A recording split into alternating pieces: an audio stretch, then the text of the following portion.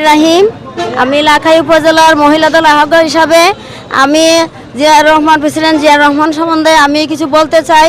আমরা জিয়াউর রহমানের আদেশে রাজনীতি করি। আমরা মহিলা দল এগিয়ে আছি, ইনশাল্লাহ আমরা থেমে নাই। আমরা বিগত 18 বছর ধরে আমরা এই রাজনীতি করে আসছি।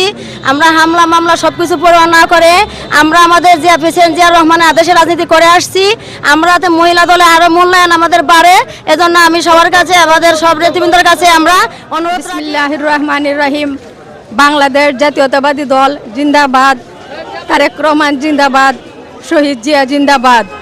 আমার আজকের এই দিনে শহীদ জিয়াউর রহমান এই বিএনপির প্রতিষ্ঠাতা করেন, আর আমরা আজকে তার স্মরণে আমরা আজকে র্যালি দিচ্ছি। আমরা বাংলাদেশের বৃহত্তম একটি সক্রিয় দল এই বিএনপি দল। বিএনপি দল কোনো কিছু পিছিয়ে নয়, একটি অ্যাক্টিভ দল। আমরা এই নেতৃত্ব দিয়েও আমরা দেশের শান্তি শৃঙ্খলা বজায় রাখবো। জাতীয়তাবাদী দল জিন্দাবাদ। এই 47তম প্রতিষ্ঠাবার্ষিকীতে আজকে আমাদের মহিলা সদস্যদেরকে নিয়ে আমরা উপস্থিত হয়েছি। আজকের এই সব হবিগঞ্জ উপজেলা শাস্তাগঞ্জ উপজেলা থেকে আমরা উপস্থিত হয়েছি। আমাদের এই অনুষ্ঠান সার্থক ও সফল হোক। দর্শক, আজ জাতীয়বাদী দল বিএনপির 47তম প্রতিষ্ঠাবার্ষিকী।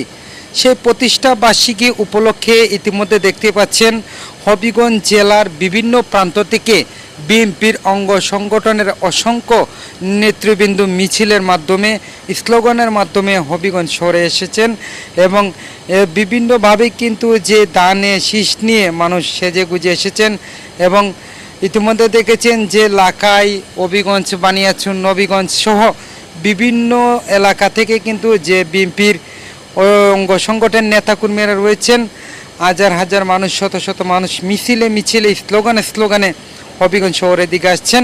এদিকে দেখতে পাচ্ছেন আমাদের হবিগঞ্জের অহংকার আলহাজিকে গৌস ভাই নিজে এখানে দাঁড়িয়ে রয়েছেন এবং নেতাকর্মীদের উৎসাহ দিচ্ছেন যারা মিছিল নিয়ে আসছেন। আর একটু পরেই কিন্তু যে মিছিলের মূল অনুষ্ঠান শুরু হবে, প্রতিষ্ঠাবার্ষিকীর মূল অনুষ্ঠান শুরু হবে। ইতিমধ্যে দেখতে পাচ্ছেন শহরের আনাচে কানাচে পৌরসভার মাঠ থেকে শুরু করে ঈদগাহ মাঠ এবং বিভিন্ন জায়গায় অসংখ্য পরিমাণ হাজার হাজার নেতাকর্মী আমরা দেখেছি। লাখাই উপজেলার নেতাকর্মীরা কিন্তু প্রচুর পরিমাণ এখানে হবিগঞ্জে এসেছেন 2 নম্বর ঈদগার 2 নম্বর ফুল এলাকায়। দর্শক দেখতে পাচ্ছেন, আসুন অসংখ্য নেতাকর্মী যারা আসছেন তাদের মুখ থেকে ওনাদের একটু বক্তব্য শুনি। আমরা উপস্থিত হয়েছি, এই জন্য সবাইকে ধন্যবাদ জানাই। এই আশা প্রত্যাশা ব্যক্ত করে আমার সংক্ষিপ্ত এখানে শেষ করলাম। সবাইকে ধন্যবাদ। বাংলাদেশ জিন্দাবাদ, দেশনেত্রী বেগম খালেদা জিয়া জিন্দাবাদ, শহীদ রাষ্ট্রপতি জিয়াউর রহমান অমর হোক, আগামী দিনের জননেতা জনাব তারেক রহমান জিন্দাবাদ, আলহাজিকে গৌস ভাই জিন্দাবাদ। সবাইকে ধন্যবাদ। আসসালামু আলাইকুম। বাংলাদেশ জাতীয়তাবাদী দল বাংলাদেশের বৃহত্তম একটি রাজনৈতিক দল। সেই রাজনৈতিক দলের আজকে 47তম প্রতিষ্ঠাবার্ষিকী। হাঁটি হাঁটি পা করে 47 বছর পের করেছেন শহীদ রাষ্ট্রপতি জিয়াউর রহমান। আজকের এই দিনে এই দলকে প্রতিষ্ঠা করেছিলেন। এই দল যদি প্রতিষ্ঠিত না হতো এই দেশে গণতন্ত্র থাকতো না।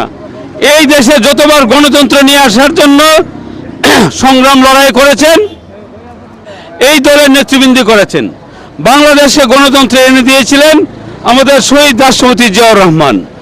অতঃপর যতবার রাজনৈতিকভাবে গণতন্ত্র বাংলাদেশে বলণ্ঠিত হয়েছে আমাদের আপোষহীন দেশনেত্রী বেগম খালেদা জিয়ার আপোষহীন নেতৃত্বে বাংলাদেশে বারবার গণতন্ত্র ফিরিয়ে এনেছেন।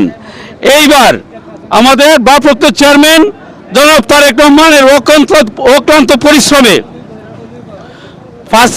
5ই আগস্টের এই বিপ্লবে বিএনপির আয়োজনে জাতীয়তাবাদী দলের প্রতিষ্ঠা বার্ষিক 47তম প্রতিষ্ঠাবার্ষিকী উপলক্ষে আমরা লাখাই উপজেলাবাসী এখানে সমবেত হয়েছি। আজকে আমরা আমাদের সাবেক প্রেসিডেন্ট শহীদ জিয়াউর রহমান সাহেবের আত্মার মাগফিরাত কামনা করি। উনি আমাদেরকে এই জায়গা আনার জন্য আজকে দলের যে প্রতিষ্ঠা বার্ষিকী করছি আমরা, সেটার ফুল্লি অবদান ওনাকে আমরা সম্মানের সহিত জানাই। উনি এই দেশের রাষ্ট্রপ্রধান হওয়ার আগে সেনাপ্রধান ছিলেন এবং স্বাধীনতার ঘোষক ছিলেন।